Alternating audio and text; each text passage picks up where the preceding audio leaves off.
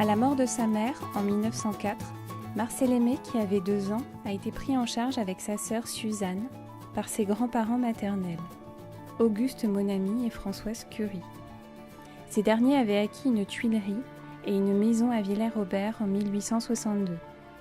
Puis plus tard, ils acquièrent le moulin.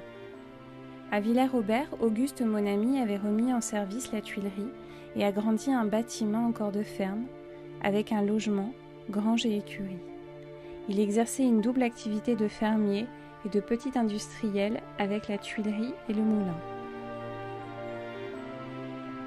Dans l'acte de vente, il est dit qu'il y avait un bâtiment industriel pour fabriquer les tuiles et la maison du tuilier. Il n'est pas fait mention de ferme.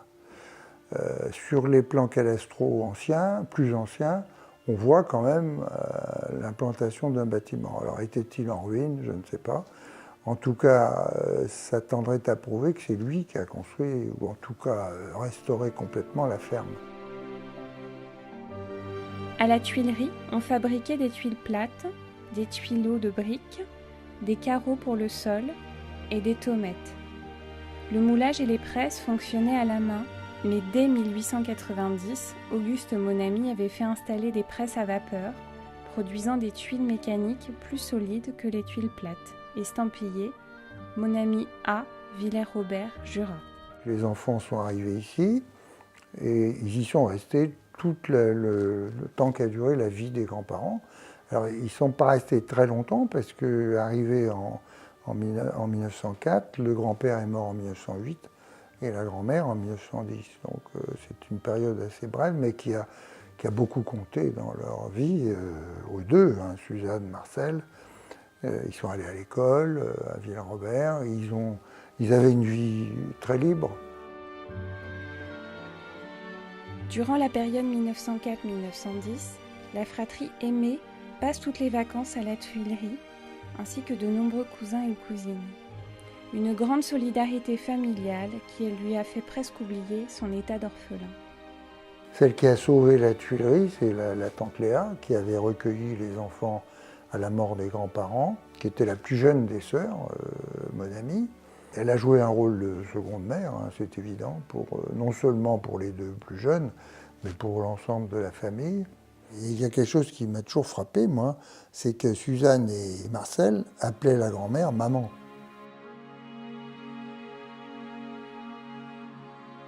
Marcel a fait toute sa scolarité au Collège de l'Arc. Il en a parlé abondamment. Il a essayé de se faire passer pour un cancre alors que finalement il avait des notes tout à fait acceptables. Bon voilà, hein, il en a parlé. Il avait beaucoup de copains, hein, il y avait toute une mafia, là, ils allaient faire les 400 coups. Donc il en a gardé, je crois, un très très bon souvenir. Hein.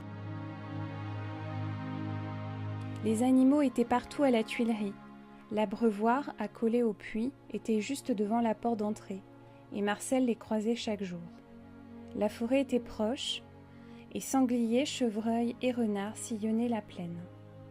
L'étang bien présent dans la Vouivre est à 100 mètres de la Tuilerie. Suzanne, Marcel, ils sont allés à l'école, à Villers-Aubert, ils avaient une vie très libre, ils étaient en pleine campagne, et on a dit à juste titre que Marcel Aimé était un des écrivains qui parlait le mieux de la campagne et des animaux, hein, pour une raison simple, c'est qu'ils vivaient au milieu. On voit bien que la Tuilerie, c'est tout petit.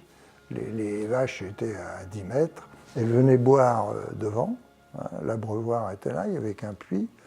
Donc je veux dire, les poules devaient être dans la cour, les cochons, on allait leur donner à manger.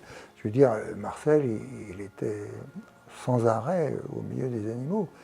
Et c'est Finkielkraut qui dit que c'est celui qui a su le mieux les faire parler, si je puis dire. Leurs grands-parents disparus, Marcel et Suzanne furent recueillis à Dole par leur tante Léa, la plus jeune sœur de leur mère. Lorsqu'ils revenaient à Villers-Aubert, c'était au moulin, pour revoir l'oncle Alix, la tante Berthe et leurs cousins, André et Georges. Marcel Aimé, convalescent, passa 6 mois à la Tuilerie de janvier à juin 1927, dans la maison derrière la ferme, un peu rafraîchie pour l'occasion. Marcel Aimé, il n'était pas en bonne santé du tout. Hein. Il avait écrit Brûle-bois à Dole en 26. Bon, il était convalescent. Et début 27, il n'était pas brillant. Et la tante lui a dit « Va donc à la campagne, ça te fera du bien ». Alors on lui a transporté ses affaires ici. Et comme je vous l'ai dit, il était installé dans la petite chambre là, de la petite maison avec la cuisine à côté. Et il était seul. Et simplement, il y avait des fermiers ici, dans la ferme, et qui lui apportaient la nourriture. Donc il n'avait pas à se préoccuper de ça. Mais il a trouvé le temps long. Hein. Il est resté presque 6 mois. Il a écrit Aller-retour. On a toujours, enfin au début, tout le monde disait il a écrit La table aux crevets parce que ça correspondait mieux, c'était un roman de la campagne. Mais quand on regarde les dates, c'est totalement impossible. Marcel Aimé est revenu à Villers-Robert à plusieurs reprises, dans les années 1930, puis après la guerre, à l'occasion d'événements familiaux. On retrouve une forte trace de ses souvenirs dans son œuvre, notamment dans les 4 romans dits de la campagne. La table aux crevets, prix Renaudot en 1929, La jument verte, 1933, Gustalain, 1937, La Vouivre, 1943, et dans Les Contes du Chat perché, publiés entre 1934 et 1946. Villers-Robert apparaît dans ses romans sans que la description soit très exacte, sous plusieurs noms. Chênevaille, dans Gustalain, Vole des Vers, dans La Vouivre, Cantagrel, dans La table aux crevets, et Claquebut, dans La jument verte. Le texte de Marcel Aimé que je lis toujours avec émotion, c'est Les chiens de notre vie. Parce que je crois que c'est le texte où il fait parler la grand-mère en direct. Et c'est merveilleux. Elle raconte les chiens qui ont vécu à la Tuilerie, à Marcel et à Suzanne. La grand-mère les accueille au retour de l'école.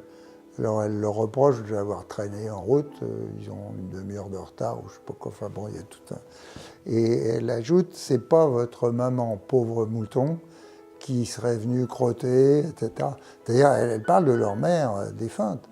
C'est très émouvant.